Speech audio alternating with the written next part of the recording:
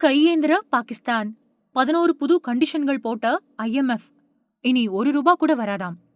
பொருளாதாரத்துல திணறிட்டு வர பாகிஸ்தான் உதவி கேட்டு சர்வதேச நாணய நிதியத்தை அணுகியிருந்தது. இது எல்லாருக்குமே தெரியும். இதுக்கிடையில சர்வதேச நாணய நிதியம் பாகிஸ்தானுக்கு விதிச்சிருக்கக்கூடிய பல்வேறு புது கட்டுப்பாடுகள் பத்தின தகவல்கள் வெளியாயிருக்கு. இந்த மாச ஆரம்பத்துல இந்தியா பாகிஸ்தான் இடையில மோதல் ஏற்பட்டுச்சு. இந்தியாவோட தாக்குதலை சமாளிக்க முடியாம பாகிஸ்தான் சரண்டர் ஆச்சு. இது ஒரு பக்கம் இருக்க, பாகிஸ்தான் பொருளாதார ரீதியா தள்ளாடிட்டு வருது. ஏற்கனவே அவங்க சர்வதேச நாணய நிதியத்துக்கிட்ட இத பத்தி உதவி கேட்டிருந்தாங்க. ஆபரேஷன் சிந்தூரோட காலகட்டத்துல இந்தியா கடுமையான எதிர்ப்பு தெரிவிச்சப்பவும் அதை தாண்டி சர்வதேச நாணய நிதியம் பாகிஸ்தானுக்கு நிதி கொடுத்துச்சு. இதுக்கிடையில பாகிஸ்தானுக்கு சர்வதேச நாணய நிதியம் போட்டிருக்கக்கூடிய புது கண்டிஷன்கள் பத்தின தகவல்கள் வெளியாயிருக்கு. அடுத்த தவணைய ரிலீஸ் பண்றதுக்கு முன்னாடி 11 புது நிபந்தனைகளை அமல்படுத்தணும் அப்படின்னு பாகிஸ்தானுக்கு சர்வதேச நாணய நிதியம் எச்சரிக்கை விடுத்திருக்கு.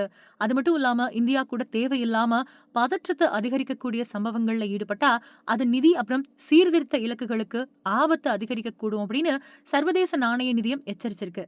அது மட்டும் இல்லாம 17.6 டிரில்லியன் புது பட்ஜெட்டுக்கு நாடாளுமன்ற ஒப்புதல் தர்றது, மின்சார கட்டணங்களை உயர்த்துறது, வரி அதிகரிப்பு, 3 வருஷங்களுக்கும் மேல பயன்படுத்தப்பட்ட கார்களை இறக்குமதி செய்ய விதிக்கப்பட்டிருக்கக்கூடிய கட்டுப்பாடுகளை நீக்கிறது அப்படின்னு பல்வேறு கட்டுப்பாடுகள் விதிக்கப்பட்டிருக்கு. இந்தியாவுக்கும் பாகிஸ்தானுக்கும் இடையில இருக்கக்கூடிய பதட்டங்கள் நீடிச்சதுனாலோ, மோசமான நிலையை அடைஞ்சதுனாலோ அது திட்டத்தோட நிதி சீர்திருத்த இலக்குகளுக்கு ஆபத்தை ஏற்படுத்தும் அப்படின்னு சர்வதேச நாணய நிதியம் வெளியிட்டிருக்கக்கூடிய பணியாளர் நிலை அறிக்கையில தெரிவிக்கப்பட்டிருக்கு.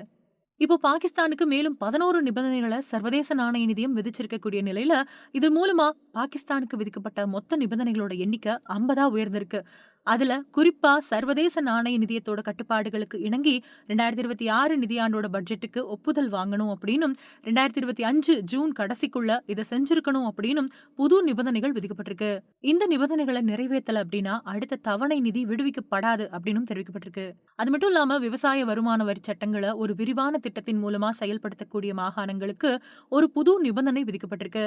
வரி செலுத்துறவங்களை அடையாளம் காண்பது, பதிவு செய்யறது, அவங்க கிட்ட உரிய வரியை வசூலிக்கிறது, இது எல்லாத்தையும் மேற்கொள்ள தனித்தனியா 4 டீம்களை உருவாக்க சொல்லியிருக்காங்க.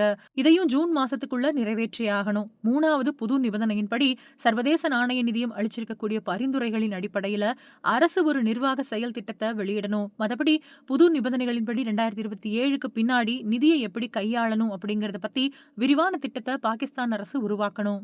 அதிகபட்சமா எரிசக்தி துறையில 4 புது நிபந்தனைகள் அறிமுகப்படுத்தப்பட்டிருக்கு. மின்சாரம் தயாரிக்க ஆகக்கூடிய செலவையாவது வசூலிக்கக்கூடிய வகையில இந்த வருஷம் ஜூலை 1ஆம் தேதிக்குள்ள மின்சார கட்டணத்தை மறுசீரமைக்க, அதாவது உயர்த்தணும் அப்படின்னு சொல்லப்பட்டிருக்கு.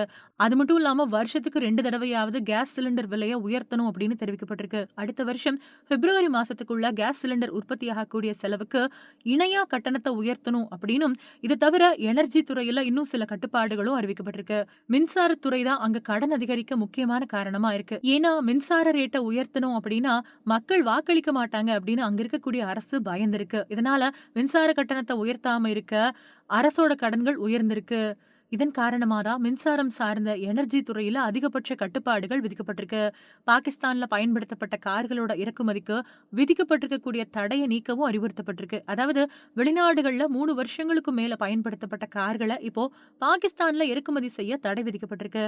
அதை நீக்க சர்வதேச நாணய நிதியம் கட்டுப்பாடு விதிச்சிருக்கு. இந்த மாதிரி பல்வேறு கட்டுப்பாடுகளை சர்வதேச நாணயம் விதிச்சிருக்கு.